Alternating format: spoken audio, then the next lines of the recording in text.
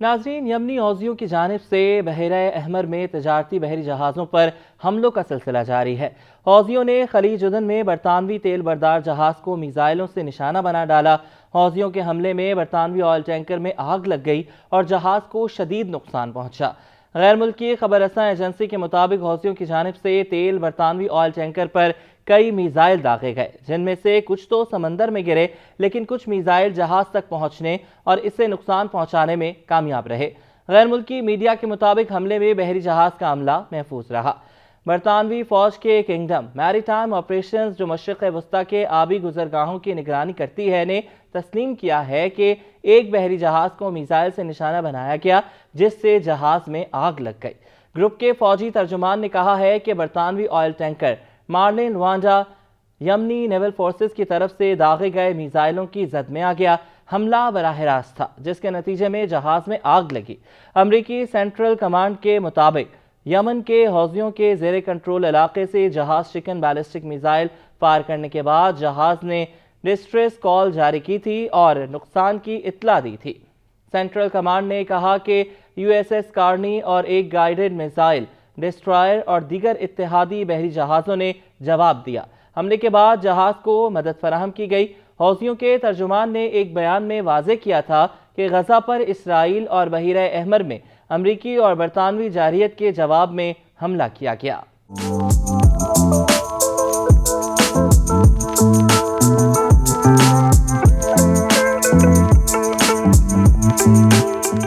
हौसियों के बरतानवी oil tanker पर हमले के बाद अमरीका और बरतानिया ने यमन के तेल बरामद करने वाले अहम टर्मिनल रास ईसा की बंदरगाह पर फजाई हमले किए। गैर मुल्की खबर रसा इदारे की रिपोर्ट के मुताबिक हौसियों के जेर इंतजाम अलमसीरा टीवी ने कहा है कि अमरीका और बरतानिया ने यमन के सूबा अल हदीदा में बंदरगाह पर फजाई हमला किया। अमरीका और बरतानवी फोर्सेस ने मुश्तरका हमलों के 2 दौर शुरू किए, जिसका मकसद बहरा अहमर के अहम बहरी रास्ते से गुजरने वाले बहरी जहाज़ों को निशाना बनाने वाले हौसियों की सलाहियत को कम करना है।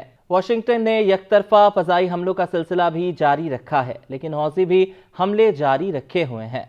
अमरीका और बरतानिया यमन में हौसी अहदाफ के खिलाफ हमले कर रहे हैं। बाइडेन इंतजामिया और इसके इत्तेहादियों ने खबरदार किया था कि ग्रुप बैनुल-अक़वामी शिपिंग लेन में अपने हमलों के नतायज भुगतेंगे।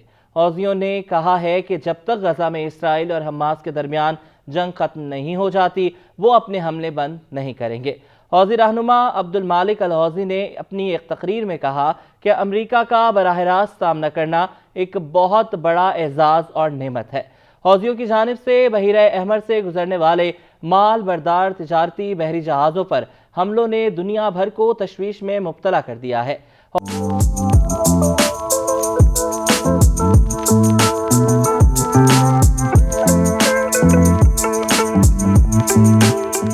हौसियों के हमलों के पेश नज़र बहुत सी बड़ी कार्गो तिजारती कंपनियां अपने जहाज़ों का रुख मोड़ने या उन्हें रोकने पर मजबूर हैं।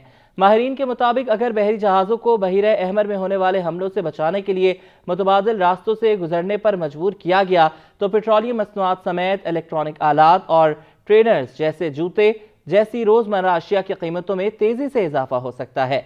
बहरा अहमर के जनूबी सिरे पर वाक़े आबनाए बाबुल मंदब में तिजारती बहरी जहाज़ों पर हौसियों की जानिब से हमलों में इजाफे के बाद जहाज रानी की बड़ी बड़ी कंपनियों ने अपने बहुत से जहाज़ों को इस रास्ते से ले जाने से गुरेज करना शुरू कर दिया है।